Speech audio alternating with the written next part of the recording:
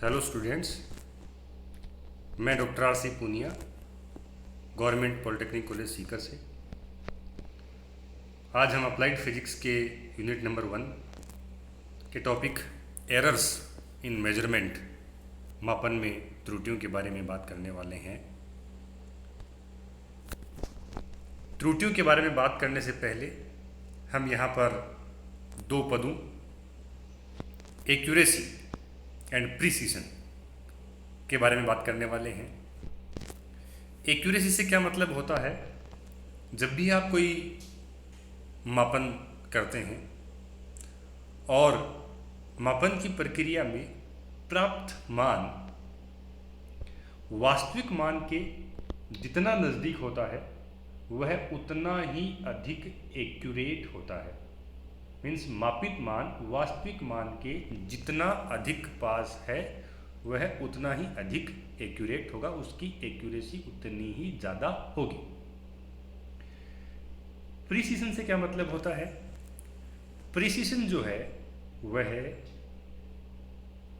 मापन में काम आने वाले उपकरण की लिमिट क्या है, उसका रेजोल्यूशन क्या है, उसके बारे में बताता है। उदाहरण के तौर पर अगर आप कोई मापन रूलर स्केल के द्वारा करते हैं तो रूलर स्केल के द्वारा होने वाला मापन जो है उसमें सबसे कम वैल्यू जो है वो 0.1 सेंटीमीटर होती है। यदि दूसरा मापन आप वर्नियर कैलिपर्स की सहायता से करते हैं तो वहाँ पर लिस्ट काउंट जो है वह है आपका 0.01 सेंटीमीटर होता है। यानी यहाँ पर आप और छोटी वैल्यू को मेजर कर सकते हैं, माप सकते हैं। यानी वर्नियर कैलिपर्स के जो आपके मापन होंगे वे ज़्यादा प्रिसाइज होंगे। क्लियर? अगर आप किसी उपकरण से जितनी कम वैल्यू को माप पाएंगे वो उतना ही अधिक प्रिसाइज होगा। उदाहरण के तौर पर इस बात को हम एक एग्जांपल से समझते हैं। मान लीजिए कि हम कोई लेंथ मेजर करते हैं और उसका ट्रू वैल्यू जो है, वास्तविक मान जो है, लंबाई का वास्तविक मान लीजिए आपका 3.675 सेंटीमीटर है। एक स्टूडेंट इसी लंबाई को 3.5 सेंटीमीटर मेजर करता है। दूसरा स्टूडेंट बी इसी लंबाई को 3.35 सेंटीमीटर मेजर करता है। दोनों ही जो आपके मापन है इनसे स्पष्ट है कि ए का मापन जो है वह वास्तविक मान के अधिक पास है। इसलिए ए का जो मेजरमेंट होगा, मापन जो होगा वह अधिक एक्यूरेट है, जबकि बी का मापन जो है वह अधिक प्रिसाइज है। क्योंकि ए ने जो उपकरण काम में लिया है उसका अल्पतमांक 0.1 सेंटीमीटर है, जबकि बी ने जो इंस्ट्रूमेंट काम लिया है उसका अल्पतमांक 0.01 सेंटीमीटर है। अतः student A is more accurate but B is more precise. Clear? आगे बढ़ते हुए हम त्रुटियों के बारे में बात करने वाले हैं। त्रुटि से, एरर से हमारा क्या मतलब होता है? जब भी हम कोई मापन करते हैं तो मापन की प्रक्रिया में आपके इंस्ट्रूमेंट की वजह से कोई अनिश्चितता हो सकती है या अन्य कारणों से भी कोई अनिश्चितता हो सकती है, और ये अनिश्चितता जो है उसी को हम त्रुटि कहते हैं। वास्तव में किसी भी भौतिक राशि का मापित मान और उसके वास्तविक मान का जो अंतर है वह अंतर ही त्रुटि कहलाता है। किसी भौतिक राशि के वास्तविक मान और एक मान हमने जो है मेजर किया, इनका जो डिफरेंस है वो डिफरेंस ही आपका एरर कहलाता है। मानी आपका जो मापन है उसमें जो अनिश्चितता है किसी भी वजह से, उपकरण की वजह से या अन्य किसी कारण से, वह अनिश्चितता जो है वह आपकी त्रुटि कहलाती है। ब्रॉडली जो आपकी त्रुटियां होती हैं, मुख्य रूप से हम इनको दो भागों में विभाजित कर सकते हैं।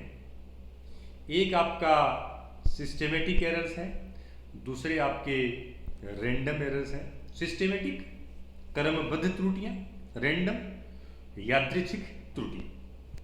तो हम इन दोनों प्रकार के त्रुटियों के बारे में अलग अलग यहाँ पर बात करेंगे। सबसे पहले सिस्टेमेटिक एरर्स, क्रमबद्ध त्रुटियां। क्रमबद्ध त्रुटियां जो हैं, सिस्टेमेटिक एरर्स जो हैं, ये वे त्रुटियां होती हैं जिनका कारण हमें पता होता है और ये एक ही डायरेक्शन में होती हैं, या तो पॉजिटिव होंगी या नेगेटिव होंगी। जो क्रमबद्ध त्रुटियां हैं उनको भी आगे अपन, और ये 3-4 कारण से हो सकती हैं, तो हम इनको आगे 3 कैटेगरी में डिवाइड करते हैं। उसमें सबसे पहला आपका जो है वो है इंस्ट्रूमेंटल एरर। ये इसके कारण हो सकते हैं, जो क्रमबद्ध त्रुटियां हैं उनके निम्नलिखित कारण हो सकते हैं। इसमें सबसे पहला है आपका इंस्ट्रूमेंटल एरर्स, मीन्स यंत्रगत त्रुटियां। सबसे पहला आपका क्रमबद्ध त्रुटियों में यंत्रगत त्रुटियां। यंत्रगत त्रुटियां जो हैं, या तो आपका जो उपकरण है उसकी निर्माण में कोई आपकी त्रुटि है, या उसमें आपकी जीरो एरर हो सकती है, या आपके उपकरण की कोई लिमिटेशन है। उदाहरण के तौर पर आपको 1.54 सेंटीमीटर मेजर करना है, आपके पास में रूलर स्केल है। अगर आप रूलर स्केल से पढ़ेंगे इसको, तो ये एरर जो है, ये जो वैल्यू है आपकी, या तो 1.5 सेंटीमीटर हो सकती है या फिर आपकी 1.6 सेंटीमीटर हो सकती है, क्योंकि आपका जो रूलर स्केल है वो 1.54 नहीं पढ़ सकता है, तो इसकी वजह से इसमें त्रुटि हो सकती है। ये आपकी यंत्र से संबंधित त्रुटियां हैं, जिनको हम यंत्रगत त्रुटियां कहते हैं। या आपकी जीरो एरर, यहाँ आप देख रहे हैं कि हमने एक वोल्टमीटर को रिप्रेजेंट किया है। आप देख रहे हैं कि पहले वाले केस में आपका वोल्टमीटर जो है उसका पॉइंटर जीरो से आगे है, इसको पॉजिटिव जीरो एरर कहा हमने। दूसरे वाले केस में जीरो से पीछे, ये नेगेटिव जीरो एरर है। तो ये भी आपका अगर उपकरण प्रारंभ में ठीक से सेट नहीं है तो उसकी वजह से त्रुटि उत्पन्न हो सकती है। इन त्रुटियों को हम यंत्रगत त्रुटियां कहते हैं। दूसरी है आपकी पर्सनल एरर्स, व्यक्तिगत त्रुटियां। व्यक्तिगत त्रुटियां जो है वो आपका प्रेक्षण लेने वाला जो व्यक्ति है, एक्सपेरिमेंट करने वाला जो व्यक्ति है, उस प्रेक्षण लेने वाले व्यक्ति की अनुभवहीनता के कारण या लापरवाही के कारण ये त्रुटियां आपकी उत्पन्न हो सकती हैं। अगर उसको ठीक से काम करने के बारे में, लैब प्रोसीजर के बारे में, रीडिंग किस तरीके से ली जाती है इसके बारे में जानकारी नहीं हो, तो ये त्रुटियां उत्पन्न हो जाती हैं। इन त्रुटियों को हम पर्सनल एरर्स, व्यक्तिगत त्रुटियों की श्रेणी में रखते हैं। एक पर्सनल एरर का एग्जाम्पल आपको दिखाया गया है। जब भी कोई आप प्रेक्षण लेते हैं तो प्रेक्षण को पढ़ने के लिए उसको ठीक सामने से पढ़ना होता है। अगर उसको आप दाएं से या बाएं से पढ़ेंगे, देखिए इस वाले केस में एक करेक्ट पोजीशन जो है 4.8 सेंटीमीटर है। अगर इसको आप पीछे से देखते हैं तो 4.9 दिखेगा, और अगर आगे से देखते हैं तो 4.7 सेंटीमीटर आपको दिखाई देगा। तो इस प्रकार की जो त्रुटियां हैं उनको हम पैरेलक्स एरर कहते हैं। ये त्रुटियां जो है व्यक्ति की अनुभवहीनता के कारण, काम करने की जानकारी नहीं होने के कारण उत्पन्न होती है। नेक्स्ट आपके हैं एनवायरमेंटल एरर्स। जब आप एक्सपेरिमेंट कर रहे होते हैं तो जो आपका एक्सपेरिमेंट का जो प्रोसीजर है, उस प्रक्रिया में आपका ताप, दाब, या आपका आपने जो वोल्टेज अप्लाई किया है वो, या आपका मैग्नेटिक फील्ड, ये वाली एक्सटर्नल कंडीशंस जो है वो अचानक से चेंज हो जाए। और अगर ये कंडीशन अचानक से चेंज हो जाती हैं तो इनकी वजह से भी त्रुटियां उत्पन्न हो सकती हैं, और इन एरर्स को हम एनवायरमेंटल एरर्स कहते हैं। तो ये आपके एक और क्रमबद्ध त्रुटियों का कारण है। जहाँ तक क्रमबद्ध त्रुटियां होती हैं उनका कारण हमें पता होता है, और कारण पता होने के कारण हम इनको मिनिमाइज कर सकते हैं, इनको कम कर सकते हैं। जैसे अगर आप अच्छे उपकरण काम में लें तो आपकी एरर्स कम हो जाएंगी। जो काम लेने वाला व्यक्ति है वो अनुभवी हो, प्रैक्टिस अच्छे से करे, तब भी इन त्रुटियों को दूर किया जा सकता है। जो इन्वायरमेंटल फैक्टर्स हैं उनका हम ध्यान रखें, उनकी डिपेंडेंस को भी हम दूर कर सकते हैं। तो जो आपकी क्रमबद्ध त्रुटियां हैं उनको कम किया जा सकता है। दूसरा एक और जो आपका नेक्स्ट जो हमारा पार्ट है उसको हम बोलते हैं रैंडम एरर्स, यादृच्छिक त्रुटियां। यादृच्छिक त्रुटियां ये अचानक से उत्पन्न होने वाली त्रुटियां हैं, हमें इनका कोई कारण पता नहीं होता है, अचानक से उत्पन्न होने वाली हैं, इसलिए कई बार इनको चांस एरर्स भी बोलते हैं। बाई चांस क्रिएट होती हैं तो इनको हम चांस एरर्स भी कहते हैं। हमें इनका कारण पता नहीं होता है, इसलिए हम एग्जैक्टली इनको एलिमिनेट नहीं कर सकते हैं। जब आपको रीजन पता नहीं है तो आप इनको दूर नहीं कर सकते हैं।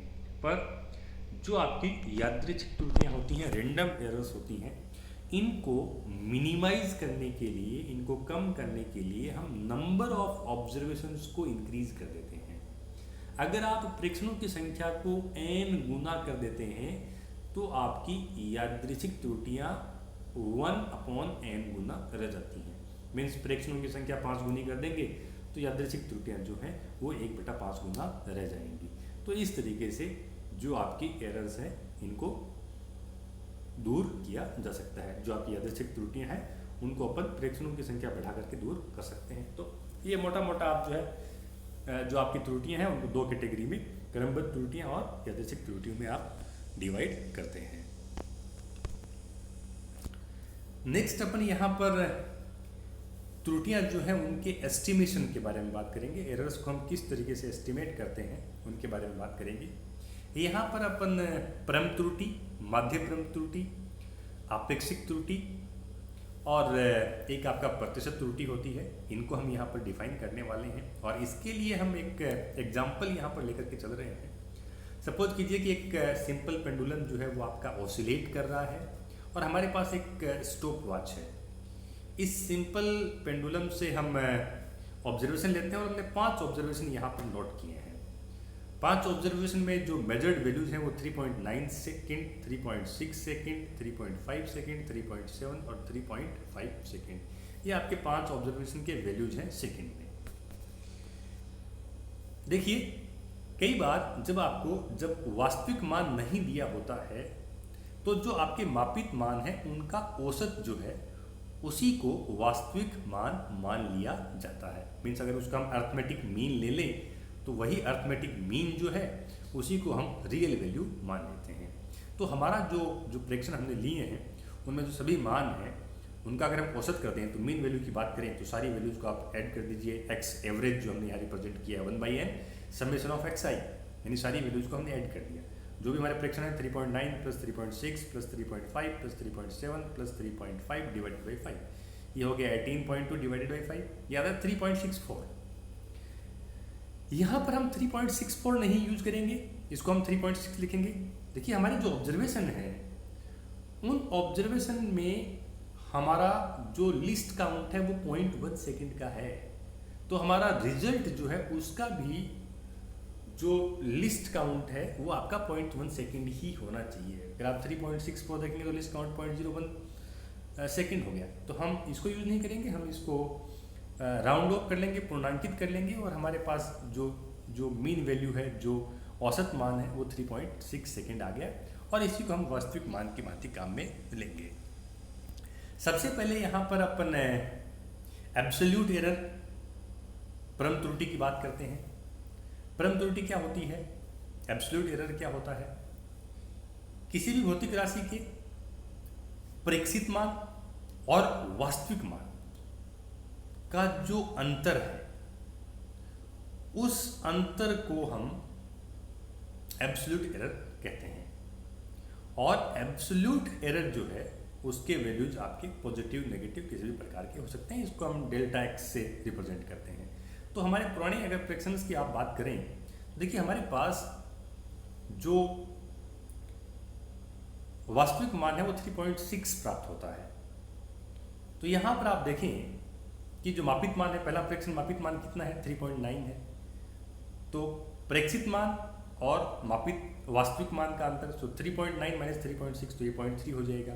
नेक्स्ट वाला 0 हो गया, नेक्स्ट माइनस 0.1 हो गया, नेक्स्ट 0.1 हो गया, नेक्स्ट माइनस 0.1 हो गया।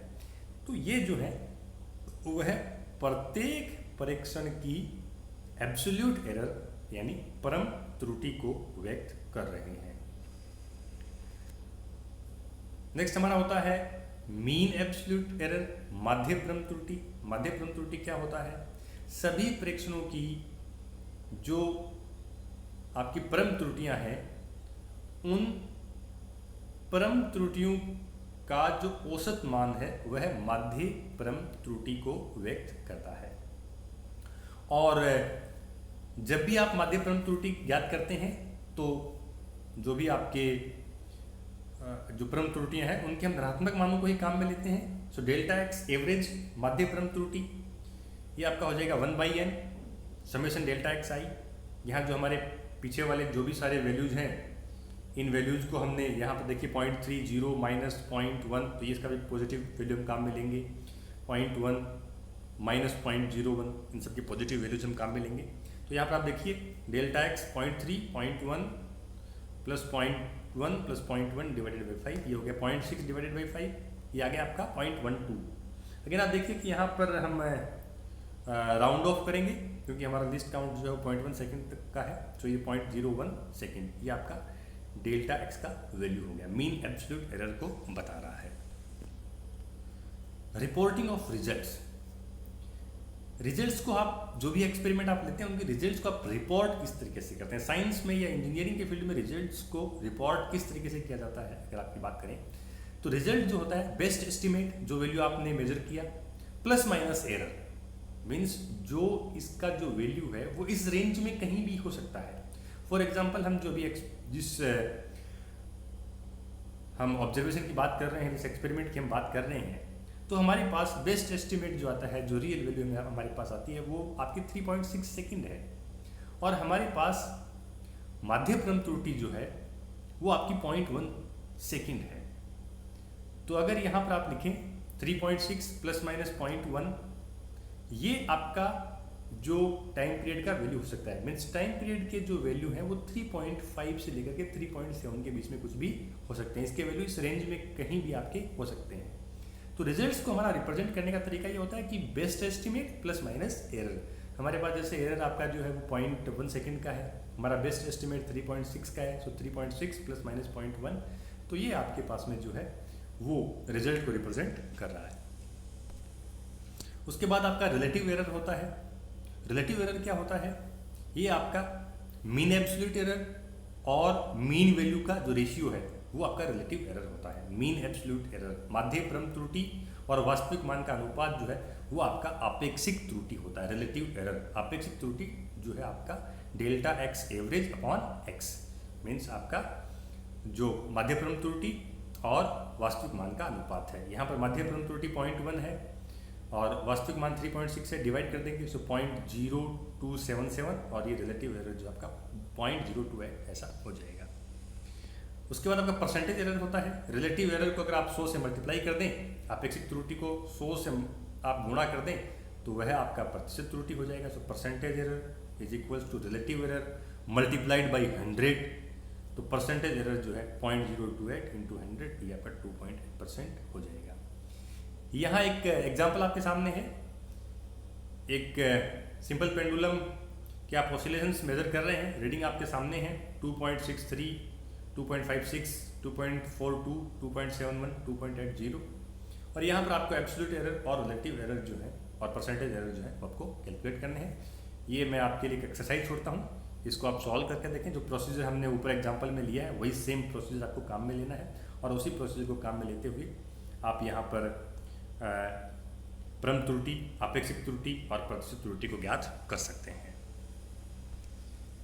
तो यहाँ तक तो हमने त्रुटियाँ जो है कितने प्रकार की होती हैं, कौन कौन सी होती हैं, उसके बारे में बात की।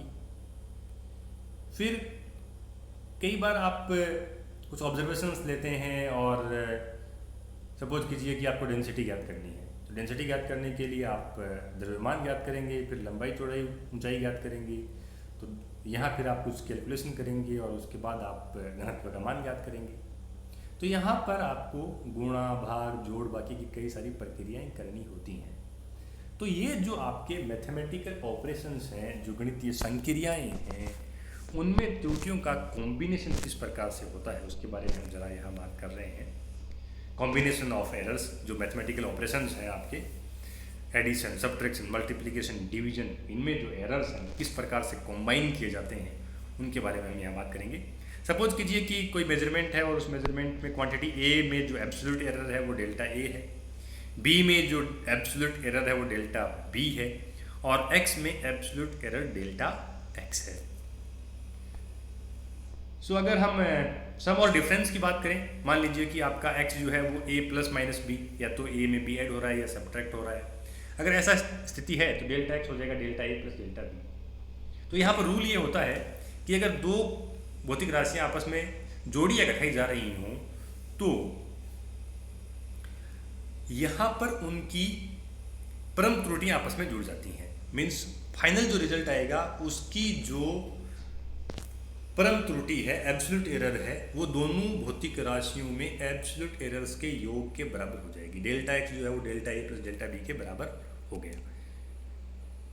मीन्स जोड़ और बाकी की प्रक्रिया में परम त्रुटियां आपस में जुड़ जाती हैं। इसी प्रकार से अगर हम गुणा और भाग की बात करें, x is equals to A cross B या a अपॉन बी, तो इस वाले केस में delta X upon X is equals to delta A upon A plus delta B upon B.